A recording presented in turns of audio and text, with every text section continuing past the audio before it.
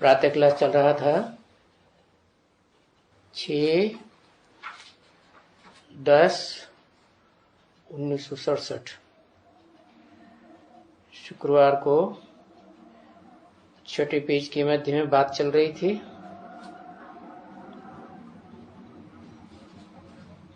कि सोमनाथ मंदिर को लूटा,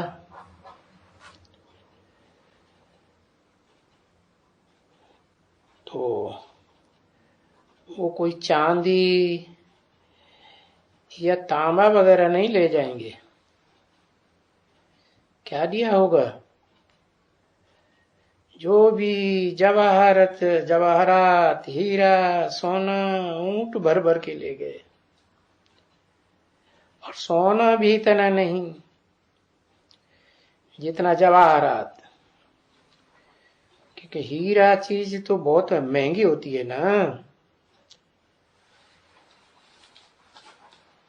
तो बाप तुमको इतने जवाहरात देते हैं जो वो विदेशी आत्माएं लूट लूट के ले जाती है।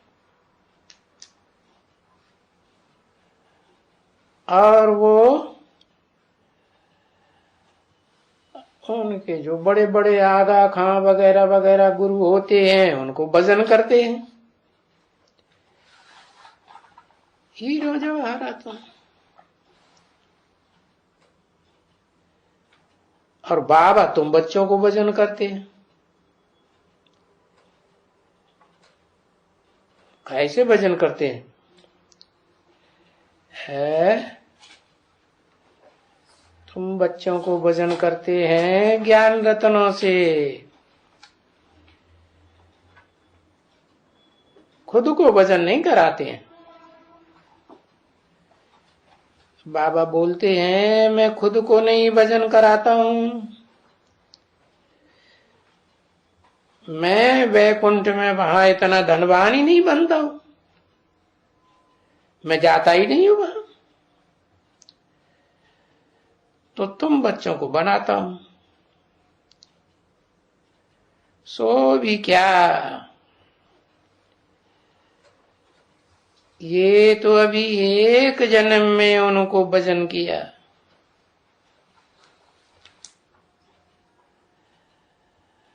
और जो भजन किया वो भी इस जन्म में काम तो आएगा नहीं। फिर कोई न कोई को भजन किया वो हीरे जवाहरात दे देगा। आज भजन किया और कल मर जाएगा तो क्या करेगा? वो फिर कोई काम के हुए नहीं। देखो तुम याद करो, बाप तुमको क्या करते हैं? अरे तुमको तो हीरो थे क्या, तुमको अखूट खजाने में भजन करते। कौन सा अखूट खजाना? वो ज्ञान धन का अखूट खजाना जिससे तुम अपने जन्म जन्मांतर की हिस्ट्री को जान जाते हो। और उसमें भी तुम्हारे साथ 21 जन्म था, 21 जन्म का तो पक्का पक्का रहेगा, जहां कोई लूट न सके। अगर श्रीमत पर चलते रहेंगे तो बहुत खजाना मिलेगा,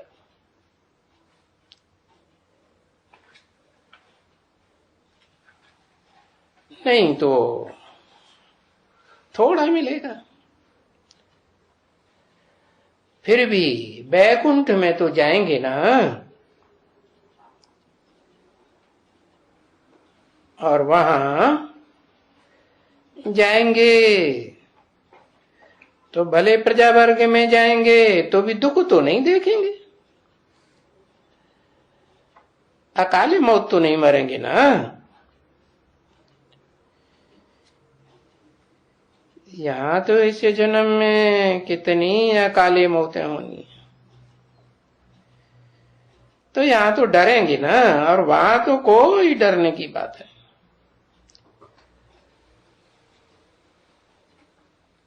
वहां नई दुनिया में कोई भी मौत से नहीं डरते हैं।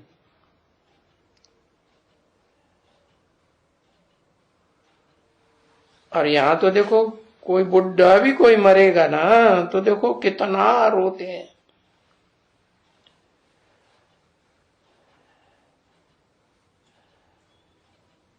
और वहां वहां तो कोई रोना धोना नहीं। वहां तो जो बुढ़ा भी होते हैं, देखो ये बाबा बुढ़ा है ना, अभी देखो, अभी तुम नहीं समझते हो बाबा को कितना खुशी होगी अंदर में। ये जानती हो ना बच्ची, बाबा तो बरोबर जाकर के कृष्ण बनेंगे। जा करके, कौन से बाबा की बात की है? जा करके माने कहां जा करके? जो स्वर्ग की 16 कला संपूर्ण दुनिया बनेगी उसकी बात बताई। तो तुम बच्चों को साक्षात्कार तो होते हैं ना, बहुत ही होते हैं? हाँ, बुद्धि के साक्षात्कार होते हैं। और वो जादूगरी उनकी, बाबा को जादूगर भी तो कहा जाता है ना, शिव बाबा को है। कृष्ण को तो जादूगर नहीं कहते हैं।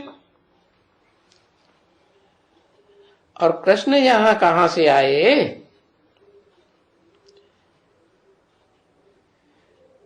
तो जादूगर शिव बाबा को कहा जाता है। सौदागर कहो, जादूगर कहो, रत्नागर कहो, ये परमपिता परमात्मा को कहा जाता है।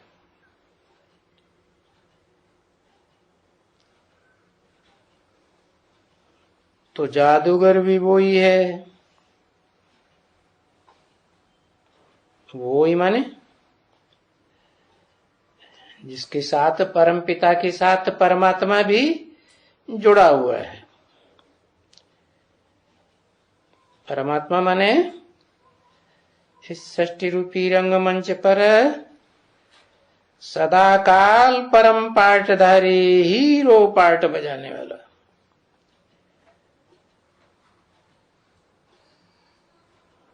तो जादूगर तुम बच्चों को बैठ करके बुद्धि के साक्षात्कार कराते हैं कि तुम कहां कहां कैसे कैसे प्रिंस प्रिंसेस बनेंगे, है ना। आगे ये जादूगरी करते थे, बहुत साक्षात्कार होते थे। अभी वो बंद आंखों के साक्षात्कार अभी नहीं करते हैं,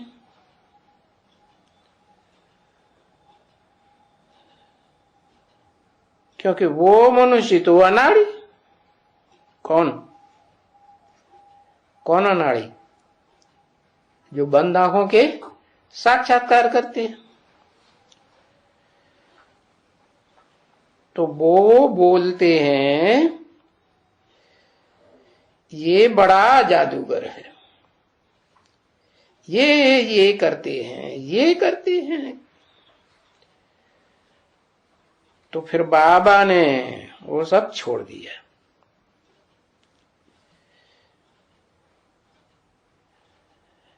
नहीं तो साक्षात्कार तो करने में, बाल लीला वगैरह वगैरह दिखलाने में वो देरी तो नहीं लगी।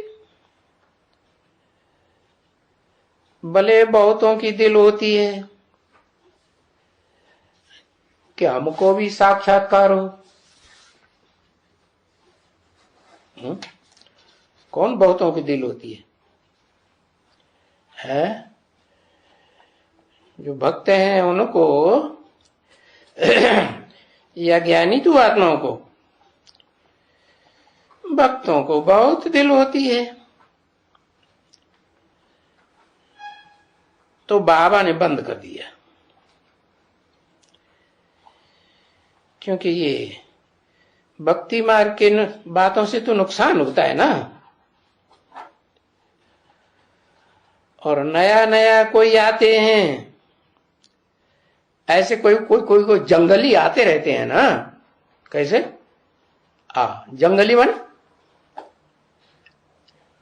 जिनकी बुद्धि नहीं चलती ज्यादा है। तो ऐसे जो जंगली आते हैं उनमें कोई ज्ञान तो पूरा है नहीं। बिना ज्ञान लिए, बिना समझे ऐसे ही चले आते हैं। क्योंकि 8-10 रोज ऐसे रह करके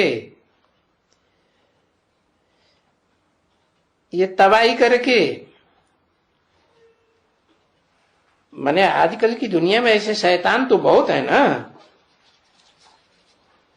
ज्ञान कुछ है नहीं, ढकोसला शैतानी बहुत। फिर उनसे निकल आते हैं तो फिर ये गायन हो जाता है। वहां भक्ति मार्ग में भी गायन हो जाता है। जब विचार सागर मंथन हुआ है तो कहते हैं कि उस विचार सागर मंथन में, सागर मंथन हुआ ना, तो तबासुर भी आए करके अमृत निकाला। अमृत निकाला। असुरों ने भी खींचातानी की या नहीं की? तो अमृत निकला। फिर देखो अभी असुर आ करके बैठा है बरोबर, ठीक है। तुमने ये सब पढ़ा है भागवत में, पढ़ा है। जब विचार सागर मंथन किया तब ऐसे हुआ। कैसे? कैसे? वो उन्होंने सर्प की रस्सी बनाई। किसकी रस्सी बनाई? सर्प किस बात में प्रसिद्ध है? बंदर जैसे प्रसिद्ध होते हैं ना 5 विकारों में, वैसे सर्प प्रसिद्ध होता है काम विकार में। तो वो सर्प की रस्सी बनाई और कछुए की मथानी बनाई।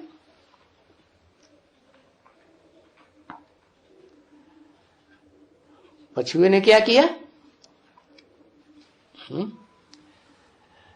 कछुए की मथानी बनाई। बाबा भूल गए क्या? है कछुए की मथानी थोड़ी बनाई। मथानी तो वो बनाई जिसको दोनों तरफ खींचा जाता है। और रस्सी इधर खींची जाती है तो मथानी इधर घूम जाती है, रस्सी उधर खींची जाती है तो मथानी उधर घूम जाती है। किसकी मथानी बनाई? वो जिसकी बुद्धि मंद रही, मंदराचल। तो मंद बुद्धि की मथानी बनाई। कछुए को क्यों कह दिया? ब्रह्मा बाबा मिक्स करके बीच में घुस पड़े। क्या कर दिया? इंटरफियर कर दिया। कछुए की मथानी बनाई। ये ऐसे ऐसे तुम्हारे पास बहुत चित्र हैं भक्ति मार्ग के। फिर उनसे जो अमृत निकला सो लक्ष्मी को दिया है। सिर्फ लक्ष्मी को दिया और किसी को नहीं दिया। अरे पहले जिसको दिया जाता है उसका गायन होता है। जैसे अर्जुन का गायन हुआ ना, कैसे? ज्ञान धन किसने लिया? पहले अर्जुन ने लिया। तो अर्जुन का जिसने पहले पहले लिया उसका गायन हुआ। तो देखो, अब सोचना ये है कि अभी लक्ष्मी कहां से आई इस समय में है? लक्ष्मी तो सतयुग में होती है ना। तो ये शास्त्रों में सभी गपोड़े दिखाई दिए।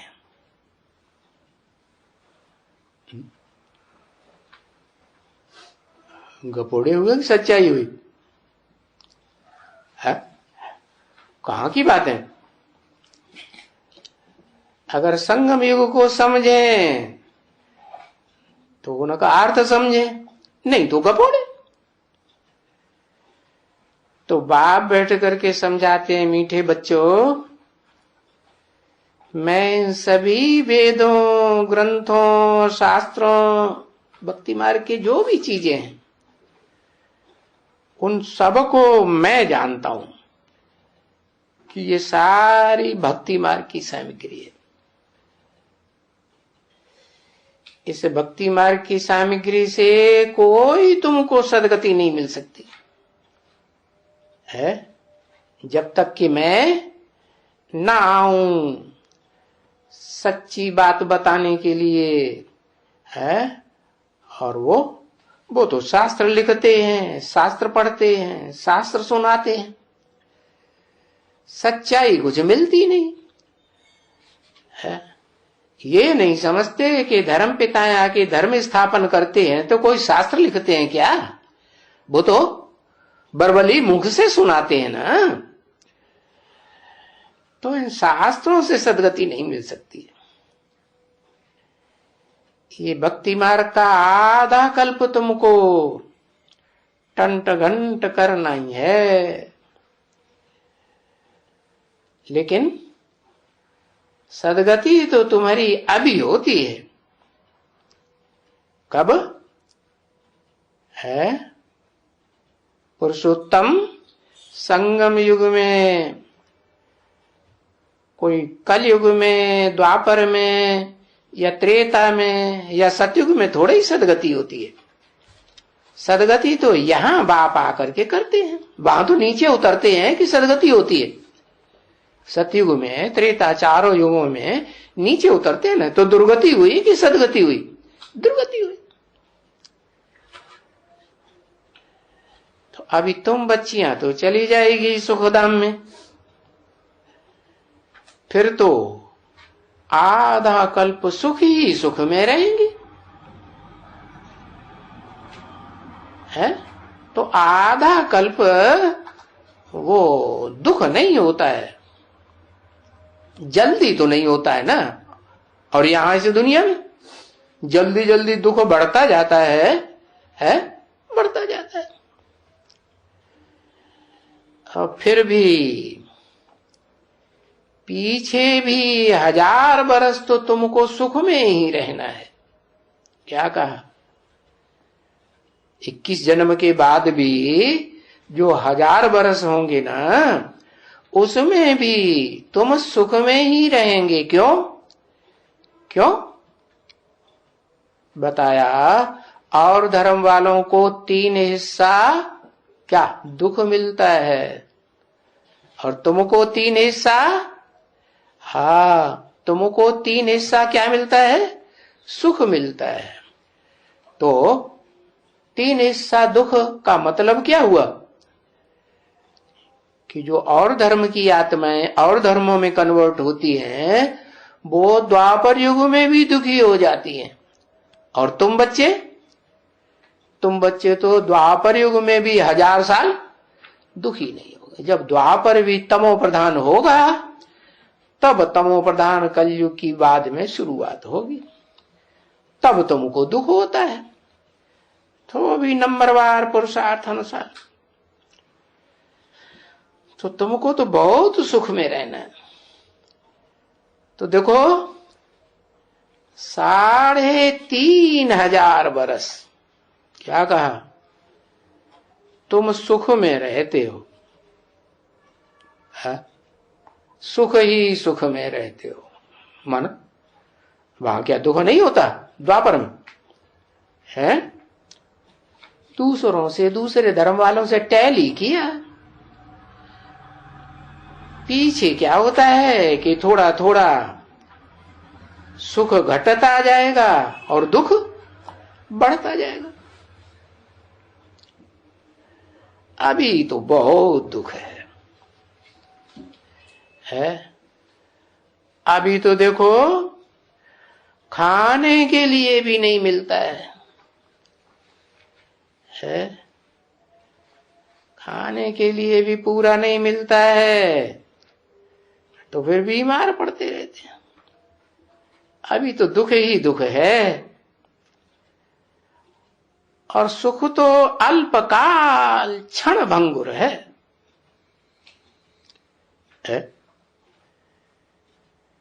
जैसे साधु लोग कहते हैं ना, अरे इस दुनिया में तो काग विष्ठा समान सुख है।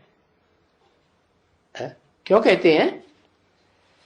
क्योंकि वो तो आते ही तब है द्वापर के अंत में, है जब कलयुग पापी युग शुरू होने वाला होता है।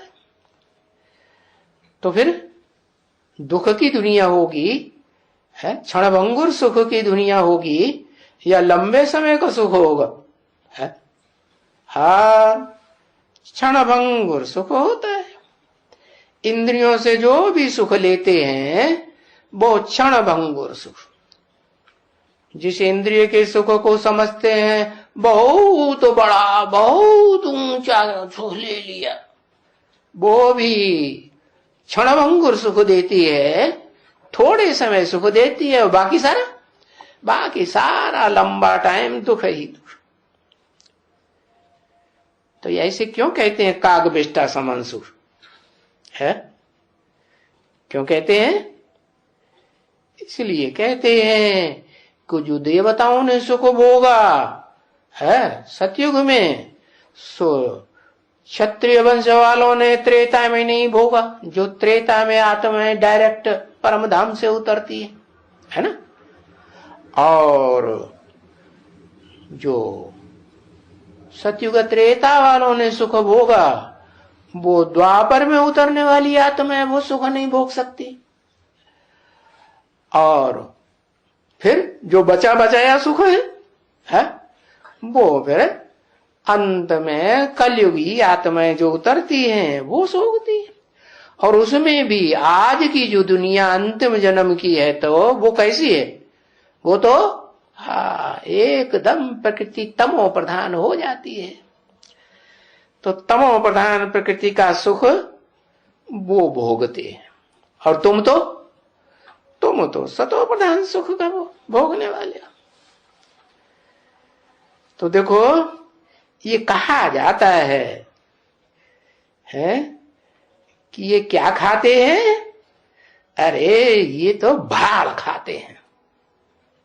भाड़ मन, अरे भाड़ में क्या होता है? हाँ, भाड़ में तो गंदगी होती है। एक दो को मूत पिलाते ही रहते हैं। तो सन्यासी भी ऐसे कहते हैं ना बच्ची, है सन्यासी माने संपूर्ण न्यासी, सब कुछ घर बार छोड़ दिया, जंगल में चले गए, तो भी ऐसे कहते। अच्छा, बाबा ने समझाया था ना, गुरु नानक भी कहते हैं कि बाप जब आते हैं परमपिता परमात्मा है, तो वो क्या करते हैं? सिख धर्म वाले है, वो समझते हैं कि गुरु नानक आया तो उन्होंने क्या किया? मूत पली थी, कपड़ धोए। अरे क्योंकि वो बूंद से ही मनुष्य की ये शरीर पैदा होते हैं ना। है जो बच्चा पैदा होता है तो उसको क्या कहते हैं? लाल कहते हैं, है लाल। लाल माने अच्छी चीज या खराब चीज? अच्छी चीज। तो मनुष्य उस बूंद से ही पैदा होते हैं, होते हैं ना बच्चे। तो देखो गुरु नानक भी ऐसे कहते हैं। कैसे? कि मूत पलीती कपड़ धोती। कौन? कौन? गुरु नानक। अरे गुरु नानक तो 400 300 400 वर्ष पहले आए, इस सिख धर्म स्थापन किया है। वो तो कलयुग ही था, पापी युग। ये तो वास्तव में परमपिता परमात्मा की बात है, शिव बाबा की बात है। कि शिव बाबा जब आते हैं कलयुग के अंत में, तो सभी मनुष्यों के शरीर रूपी वस्त्र मूत पलीती हो जाते हैं, तो बाप जिस तन में प्रवेश करते हैं, उस तन के द्वारा क्या करते हैं? मूत पलीती कपड़ों को धोते हैं। तो ये कहावत यहां की है। अभी गुरु नानक तो नहीं है मूत पलीती कपड़ धोने वाला है। कौन है मूत पलीती कपड़ धोना? ये तो बाप जिस पतित तन में प्रवेश करते हैं, उस तन की बात है ना। तो उस तन को कहा जाता है शिव बाबा। शिव बाबा वो भी पार्ट कौन बजाता है? शिव बजाता है ना। कहते हैं ना, क्या कहते हैं? महादेव शंभो काशी विश्वनाथ गंगे, वो भी पार्ट मैं बजाता हूं ना, है कि महादेव आदम वाली आत्मा बजाती है? नहीं। तो बताया कि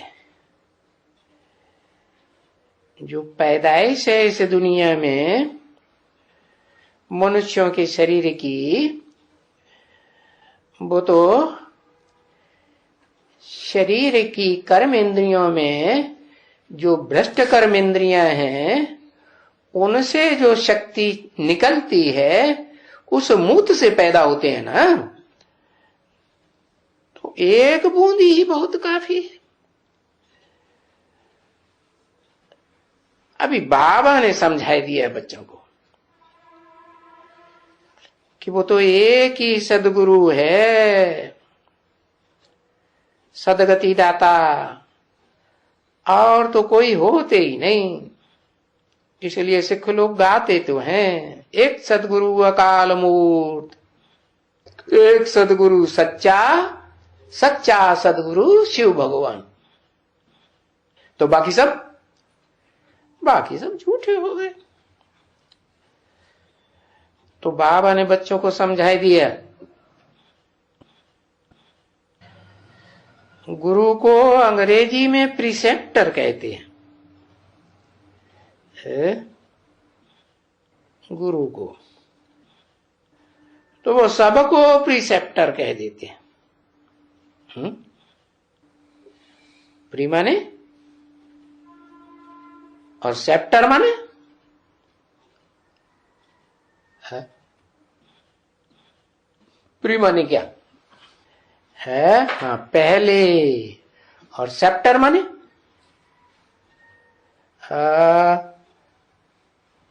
सेफ्टर को बदल करके सेप्टर बोल दिया। सेफ माने क्या होता है? सुरक्षित करना। और सेफ्टर माने सुरक्षित करने वाला।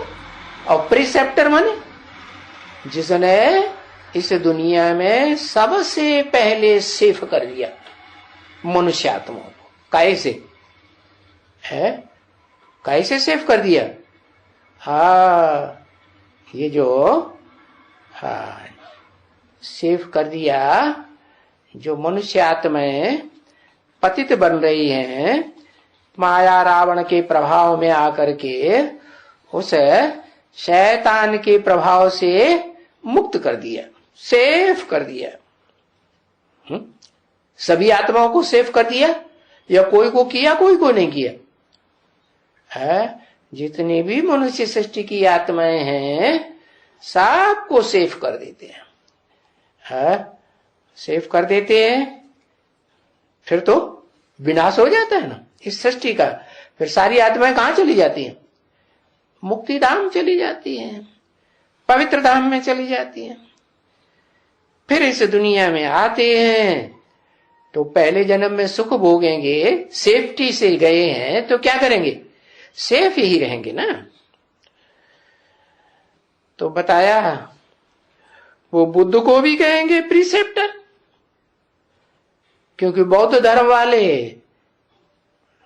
तो जो पक्के हैं अपने धर्म के वो तो सतयुग में आते ही नहीं है। आते हैं? वो तो आते ही नहीं। तो उनके लिए तो प्रीसेप्टर कौन हुआ है? प्रीसेप्टर उनके लिए कौन हुआ? बुद्ध ही हुआ। लेकिन वो जानते नहीं है कि जिस बुद्ध का चेहरा दिखाया जाता है, शरीर दिखाया जाता है, जिसके फोटो मिल रहे हैं, वो फोटो तो देवात्मा का है ना, किसी और का है? देवात्मा का है। तो वो देवात्मा तो जब बाप आए थे संगम युग में तो उन्होंने ब्रह्मा के द्वारा नंबरवार 9 कुरी के ब्राह्मण पैदा किए थे, है ना। तो उसमें जो जरूर कोई बीच वाली कुरी का होगा, है कम कला वाला होगा या 16 कला होगा? है कम कला वाला होगा। तो उस कम कला वाले से वो महात्मा बुद्ध की आत्मा आती है आत्मलोक से और उसमें प्रवेश करके जो द्वापर में आत्मा आकर के नीचे गिरती है, फिर कलयुग में नीचे गिरती है ना। तो महात्मा बुद्ध की आत्मा आती है इस्लाम धर्म स्थापन होने के बाद और फिर बुद्ध धर्म बुद्ध के द्वारा स्थापन होता है। तो जो बुद्ध नाम पड़ा वो आत्मा का नाम पड़ा या शरीर का नाम पड़ा? किसका नाम पड़ा? आत्मा का नाम पड़ता है क्या? आत्मा का तो सिर्फ मेरा ही नाम है। मेरी आत्मा का नाम है शिव, जो आत्मा का नाम कभी बदलता नहीं। बाकी सब आत्माओं के नाम शरीर बदलते हैं, शरीर लेते हैं तो उनका नाम पड़ता है शरीर के ऊपर। तो देखो वो थोड़े ही जानते हैं क्या कि प्रीसेप्टर असली कौन है इस दुनिया में, है वो जो जिसका चेहरा दिखाते हैं महात्मा बुद्ध का, वो भी तो देव आत्मा है ना। देव आत्मा बनने से पहले ब्राह्मण था ना, है बीच वाली कुरी का ब्राह्मण था ना। 9 कुरियों में से तीसरी कुरी का ब्राह्मण था। तो बताया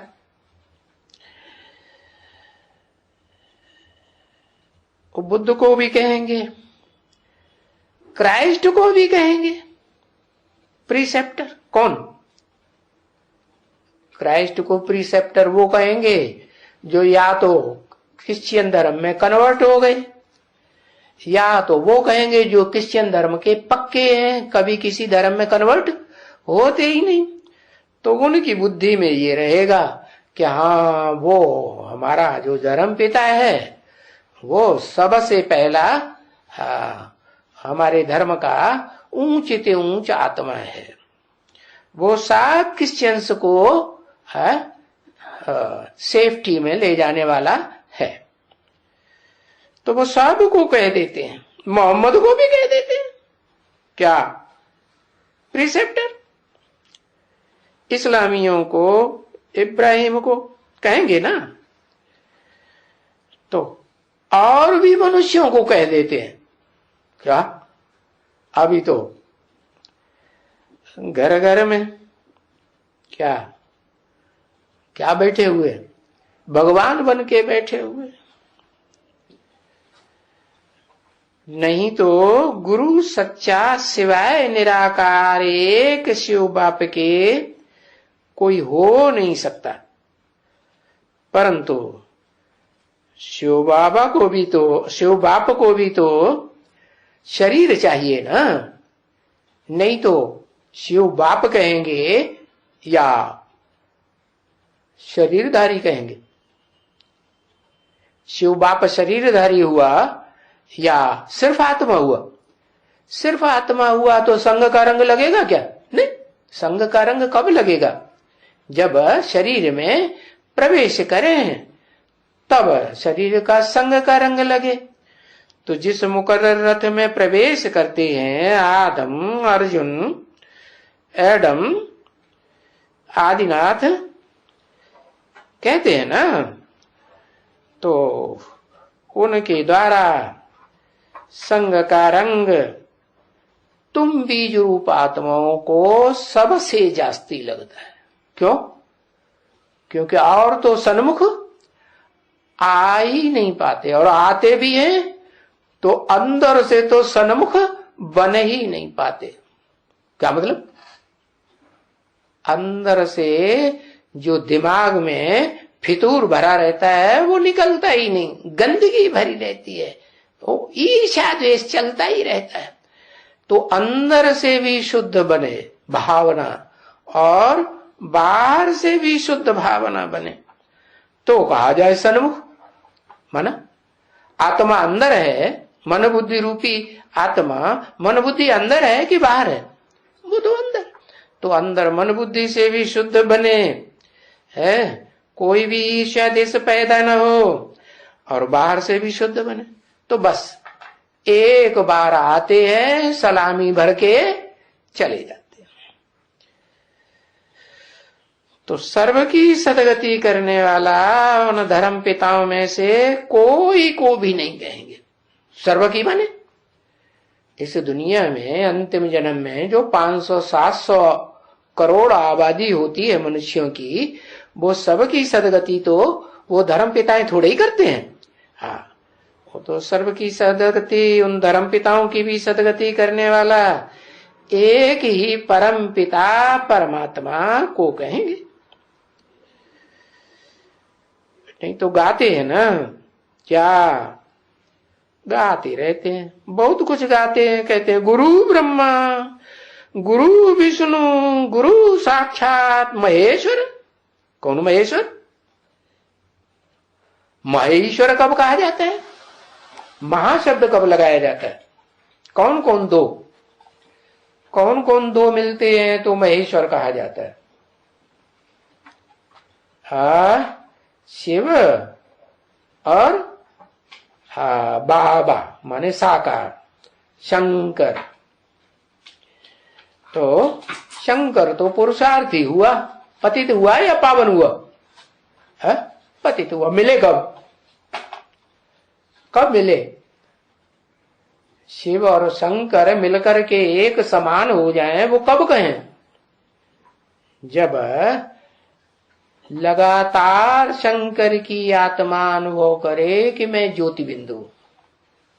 क्या 24 घंटे ज्योति बिंदु याद रहे हैं, और ज्योति बिंदु रूप बाप याद रहे, इसके अलावा और कोई भी मनुष्य मात्र की देह याद ना आए, ना अपनी देह, अपनी देह भी याद ना आए, तब कहेंगे क्या? सदगुरु। क्या कहेंगे? सदगुरु, सदगति करने वाला। साकार या निराकार? साकार। साकार क्यों कहा? जब सदगुरु मिला दलाल। सदगुरु जो ऊंच ते ऊंच पार्ट हुआ तो उसको साकार क्यों कहा है? जब निराकार सबसे ऊंच आत्मा है तो साकार क्यों कहा? क्योंकि साकार के बगैर साकार शरीरधारियों की वो संग का रंग लेकर के सदगति हो ही नहीं सकती। भले कम से कम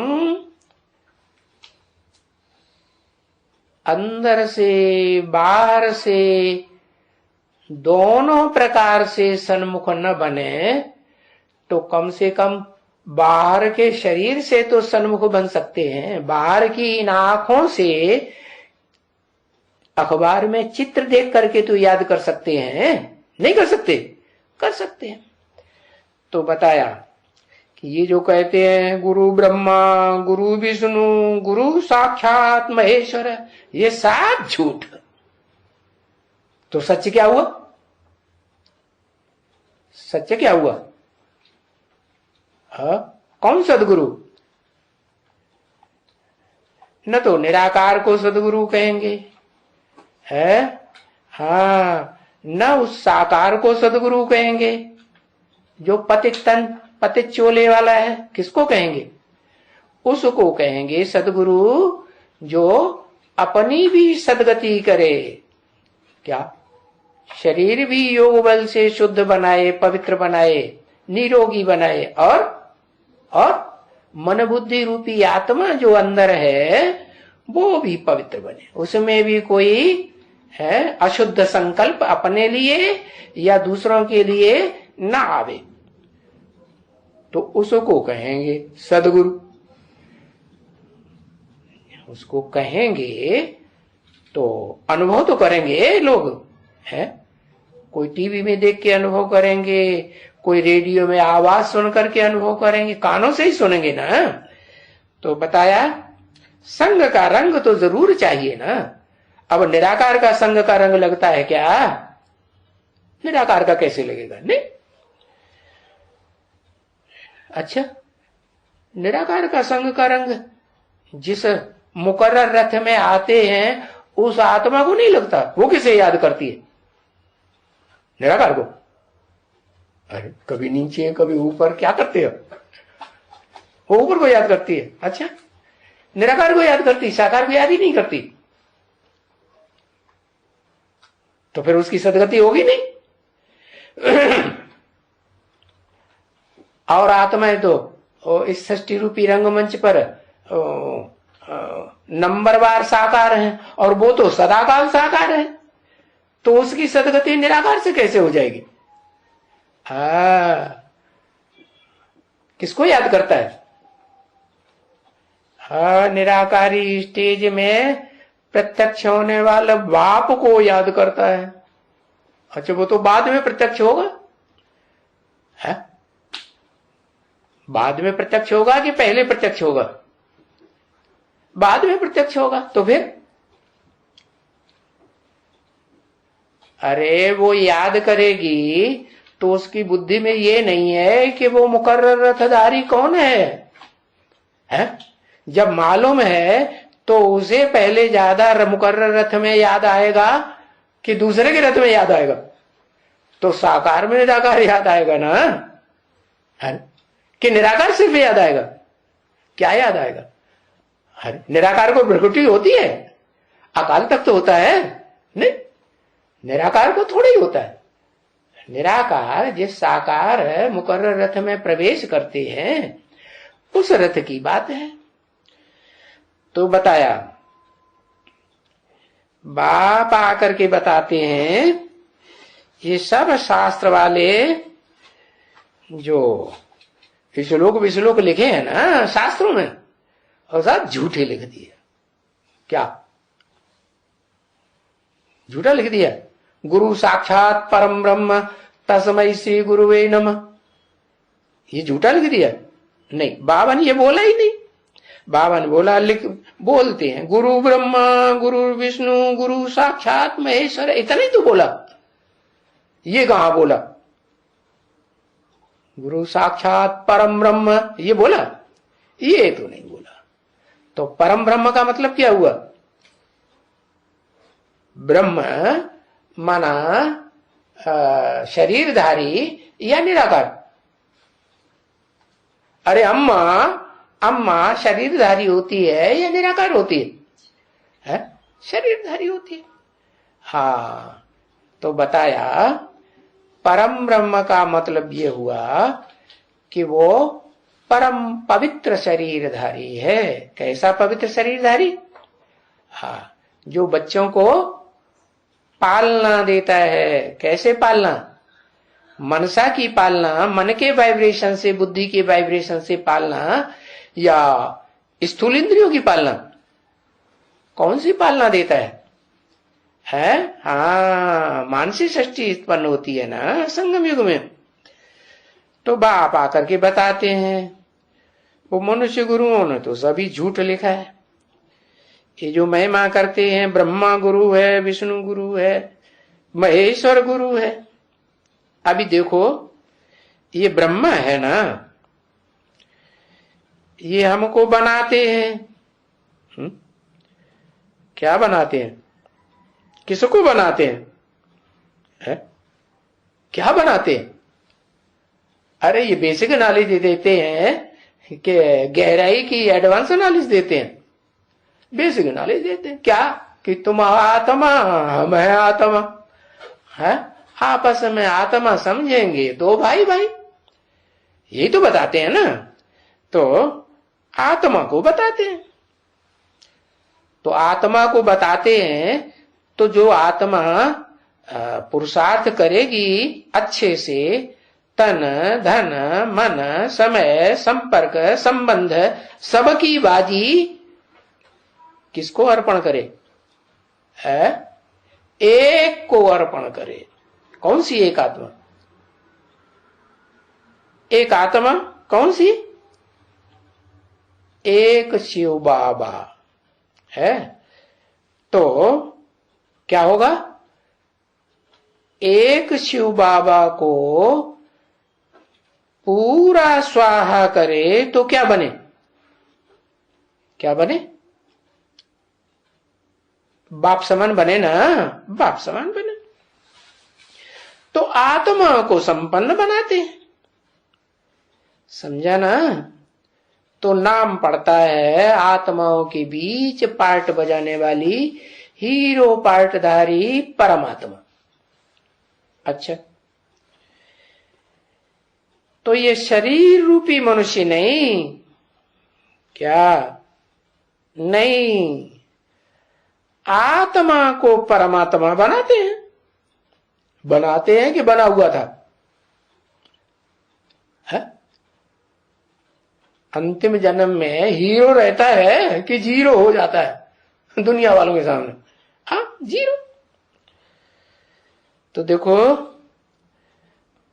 ये सुप्रीम सोल बाप खुद भी आत्मा है। हाँ, तो फिर ये आत्मा को आत्मा बना करके फिर तुम बच्चों को गुरु बनाते हैं। ये कहा? किसको कहा? तुम बच्चों को गुरु बनाते हैं, है? किस बच्चों को गुरु बनाते हैं?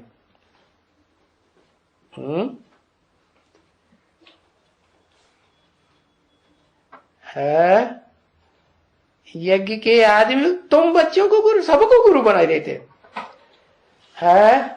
जो 500-700 करोड़ की सदगति के निमित्त बने रामकृष्ण को गुरु बनाते हैं। तन कौन सा है?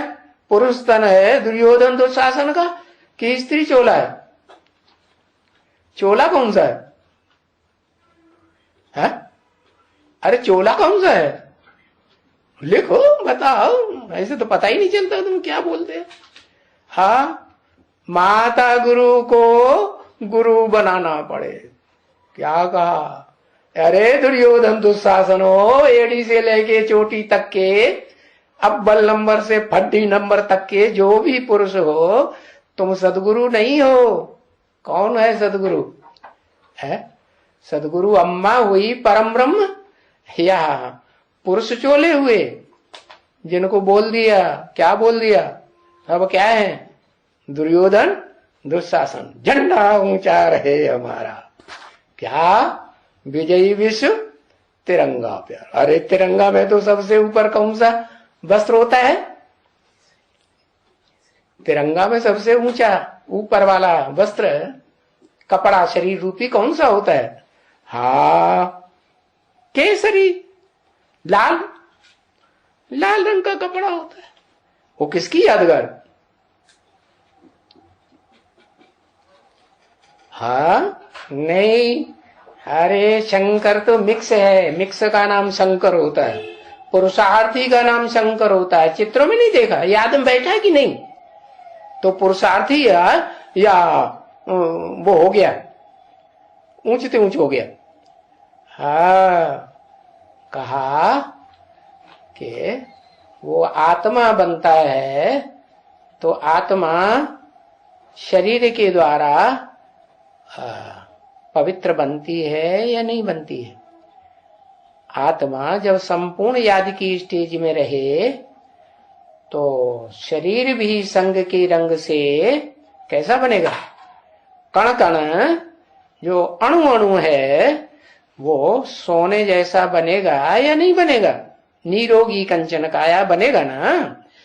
तो बताया क्या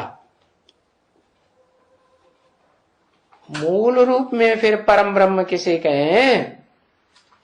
है जिसको शास्त्रों में बोल दिया हिरण्य गर्भ। हिरण्य माने सोना। कैसे, कैसा गर्भ? सोने का गर्भ। तो कौन हुआ सोने का गर्भ? वही आदम वाली आत्मा जो पतित चोला वाली होती है।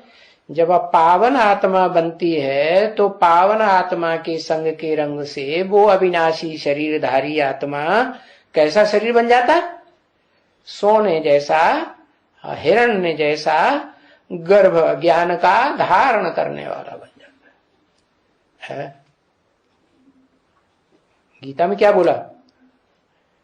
तस्मिन् गर्भम दधाम्यहम मम योनि महत ब्रह्म। मेरी योनि रूपा माता कौन? महत माने महान, ब्रह्म बड़ी अम्मा। माताओं के बीच में जो बड़ी से बड़ी माता के रूप में पार्ट बजाने वाली माता है वो है परम ब्रह्म। तो बताया तुम बच्चों को गुरु बनाते हैं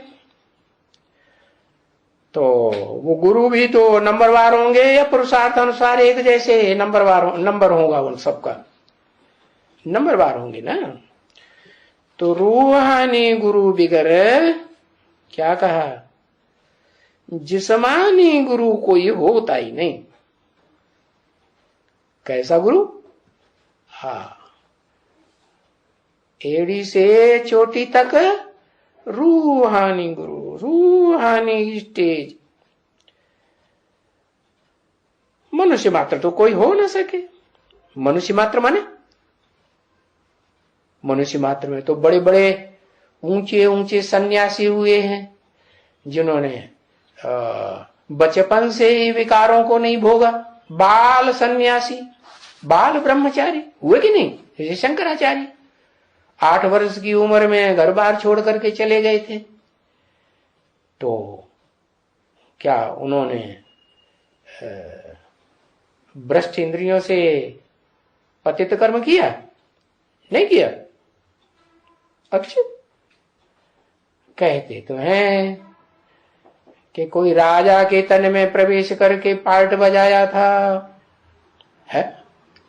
अपने शरीर को गुफा में रख दिया और आत्मा राजा के तन में प्रवेश कर गई और फिर पार्ट बजाया ना, ऐसे कहते हैं ना। तो मनुष्य गुरु हुआ कि नहीं? कि सदगुरु हुआ? हाँ, मनुष्य गुरु भी कहेंगे। तो ये रूहानी गुरु है जो आकर के रूहानी बाप तुमको बनाते हैं। क्या बनाते हैं? हैं? क्या बनाते हैं? अरे किसकी बात हो रही है? अरे अभी तो बताया किसकी बात हो रही है? आदम बनाते हैं पतित। हाँ, क्या बनाते हैं? भूल गए। अम्मा होती तो जल्दी याद आ जाता।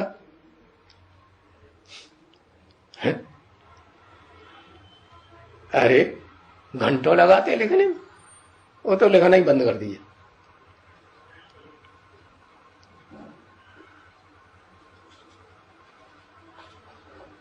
शंकराचार्य की बात हो रही थी। अरे सदगुरु की बात हो रही थी। तुम बच्चों को आकर के सदगुरु बनाते हैं। अभी बोला ना, आत्मा को बनाते हैं कि मनुष्य आत्मा को बनाते हैं। मनुष्य आत्मा में तो चंचल मन होता है, चंचल मन अपना काम करना बंद कर दे, तब कहेंगे शुद्ध आत्मा। क्या इसे बताया ना? नहीं, असन्यस्त संकल्पो योगी भवति कश्चन। जिसने अपने संकल्पों का त्याग नहीं किया, संन्यास नहीं किया, संपूर्ण रूप से त्याग नहीं, वो योगी या सन्यासी कैसे हो सकता है? कैसे हो सकता है? हाँ, जैसे शिव है तो शिव परम धाम वासी है, तो वहां तो कोई बात ही नहीं याद करने की, वहां तो संपन्न आत्मा है। लेकिन इस सृष्टि पर आते हैं तो भी क्या वो कुछ याद करते हैं किसी को? है? याद करते हैं? नहीं, उनको याद करने की क्या जरूरत? उनको संकल्प विकल्प चलाने की जरूरत है? नहीं। तो मनुष्य आत्मा जब ऐसी स्टेज प्राप्त करे जब संकल्प विकल्प चलाना मन बंद कर दे, मन का काम खत्म। क्या मन चलेगा तो आंखें भी चलेंगी, कान भी अपना काम करेंगे, सारी इंद्रियां अपना काम करने लग पड़ते हैं, क्योंकि मन इंद्रियों में मुखिया है। मुखिया जो करेगा, बड़े जो काम करते हैं, छोटे काम उसी को देख करके करने लग पड़ते हैं। तो मन का काम बिल्कुल बंद, तो क्या होगा? हाँ, तो कहेंगे योगी। और योगियों में भी नंबरवार, कोई थोड़े टाइम के योगी, कोई लंबे समय का योगी। तो जो आत्मा पुरुषार्थी जीवन में जब बाप आते हैं पुरुषोत्तम संगम युग में, लंबे समय का योगी बनेगा संपूर्ण, तो चतुर्युगी में लंबे समय तक आत्मिक स्थिति में रहेगा या थोड़े समय तक रहेगा? हाँ, सतयुग त्रेता में ही रहेगा। वहां सतयुग त्रेता में स्वर्ग में तो सब आत्माएं आत्मिक स्थिति में रहती है कि देवान में रहती है? आत्मिक स्थिति। लेकिन द्वैतवादी द्वापर युग में भी जब दूसरे दूसरे धर्म पिताओं के संग के रंग में मनुष्य आत्मा आने लगती है, तो वो किसी के संग के रंग में रंगती नहीं है, वो अपनी आत्मिक स्थिति में रहती है। तो बताया, देखो बाप खुद भी आत्मा है और तुमको भी फर्स्ट क्लास आत्मा बना करके तुम बच्चों को गुरु बनाते हैं। तो उस रूहानी गुरु बिगर जिस्मानी कोई होता ही नहीं। कौन सा रूहानी गुरु? किसे बताया?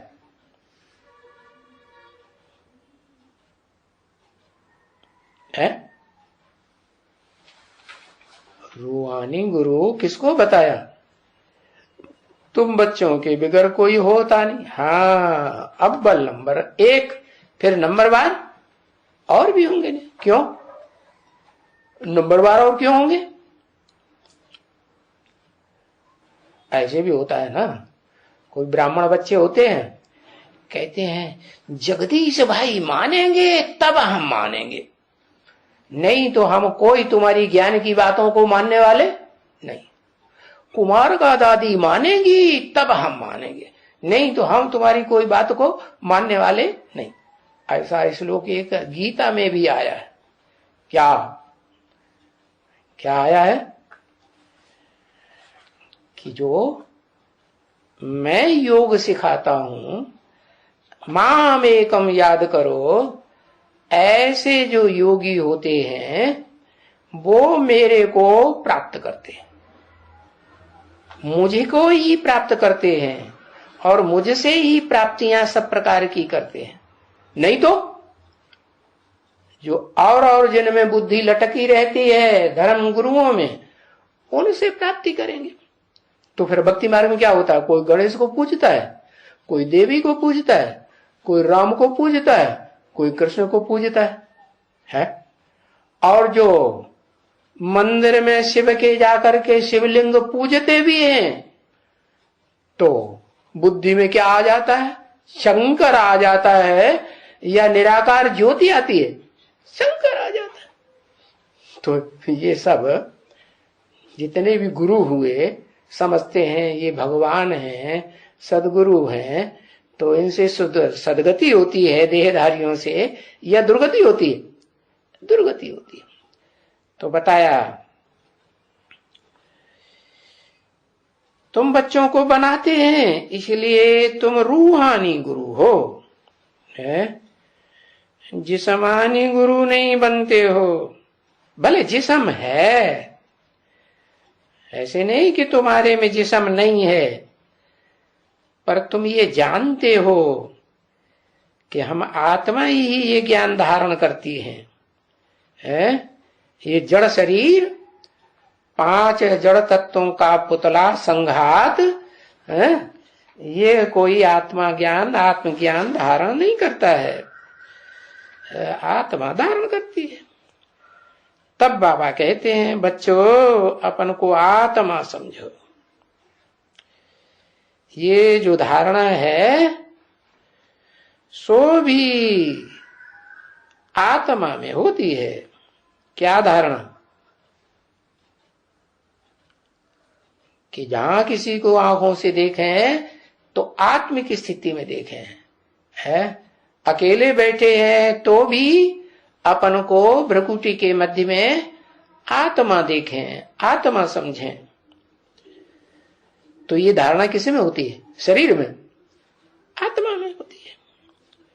तो अच्छे बुरे संस्कार ये आत्मा में रहते हैं। पूर्व जन्म के भी संस्कार होते हैं और इस वर्तमान जन्म के भी संस्कार होते हैं।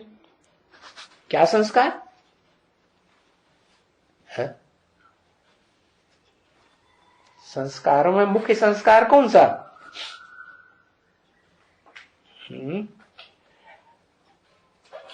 अभी बताया ना, आत्म की स्थिति में रहने का संस्कार। देहधारी याद ही ना आवे। तो अच्छा संस्कार क्या हुआ? देह को याद करना या शरीर को याद करना या आत्मा को याद करना? हाँ, आत्मा को याद करना अच्छा संस्कार, और देह को याद करना खराब संस्कार। अपनी देह को भी याद करना नहीं, और जिनसे संबंध जुड़ा इंद्रियों का उनको भी याद करना ठीक नहीं। शरीर में अगर हो तो शरीर भस्म हो जावे, तो फिर उसके साथ संस्कार भी भस्म हो जाए। तो क्या हो जाते हैं भस्म संस्कार जन्म जन्मांतर में? जन्म जन्मांतर आत्मा है, एक शरीर छोड़ दूसरा लेती है, तो पूर्व जन्म के संस्कार है या वर्तमान जन्म के संस्कार भस्म हो जाते हैं? नहीं, भस्म नहीं होते। क्यों नहीं होते? अरे इसलिए नहीं होते कि अपन को देह समझते हैं, इसलिए संस्कार भस्म नहीं होते। अपन को ज्योति बिंदु आत्मा समझें, और बिंदु बिंदु आत्माओं के बाप उस परम पिता को याद करें, समझ करके, जान करके, पहचान करके कि किस मुकर्रर रथ में वो निराकार सुप्रीम सोल पार्ट प्रैक्टिकल बजाए रहा है, उसको याद करें। तब पूर्व जन्म के और वर्तमान जन्म के संस्कार खत्म हो। तो संस्कार जन्म जन्मांतर आत्मा में रहते हैं। आत्मा में ही सभी गुण अवगुण होते हैं, है? कि शरीर में होते हैं, है? जड़ शरीर में थोड़े ही गुण अवगुण होते हैं। वो तो मुर्दा, वो तो सड़ेगा ही, है? कि खुशबू मारेगा, हाँ, बदबू ही मारेगा। तो बताओ, अभी कौन सीखते हैं, कौन पढ़ते हैं? जिनको देह याद आती रहती है सारा दिन, देह का होना रहता है, देह के लिए प्राण दिए पड़े हैं, वो सीखते हैं या वो पढ़ते हैं? हाँ, जो आत्म की स्थिति में रहते हैं वो पढ़ते हैं और वो ही सीखते हैं। ओम शांति।